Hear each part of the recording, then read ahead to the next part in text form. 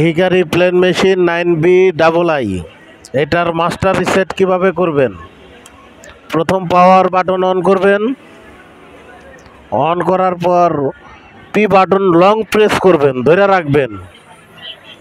ধরার পরে 4টা শূন্য আসবে। শূন্য আসার পরে 4টা 1 করবেন, 4টা 1 করবেন। 1 করার পরে ওকে বাটন চাপ দিবেন।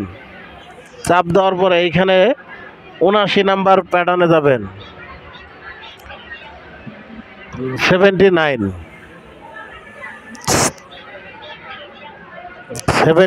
যাবেন। 79 যাওয়ার পরে ওকে বাটন চাপ দিয়ে এই পি বাটন 5 করবেন, 5 বানাবেন। 5 করে ওকে বাটন চাপ দিবেন। এই যে পেস লাগাইবে, পেস লাগা আসার পরে ওইটাকে আপনারা আবার প্লাস বাটন চাপ দিবেন। 1 আসবে। 1 আসার পরে আবার প্লাস বাটন চাপ দিয়ে পেস লেখা আনবেন। আনার পরে ওকে বাটন চাপ দিবেন।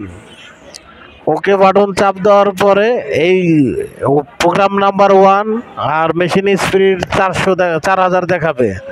পি বাটনে চাপ দিয়ে বের হয়ে যাবেন। বের হয়ে যাওয়ার পরে পাওয়ার সুইচ অফ করে দিবেন। অফ করার পরে পুনরায় পাওয়ার বাটন অন করবেন। অন করার পরে মেশিন আপনাদের রিসেট হয়ে গেছে। মেশিন রান করবেন।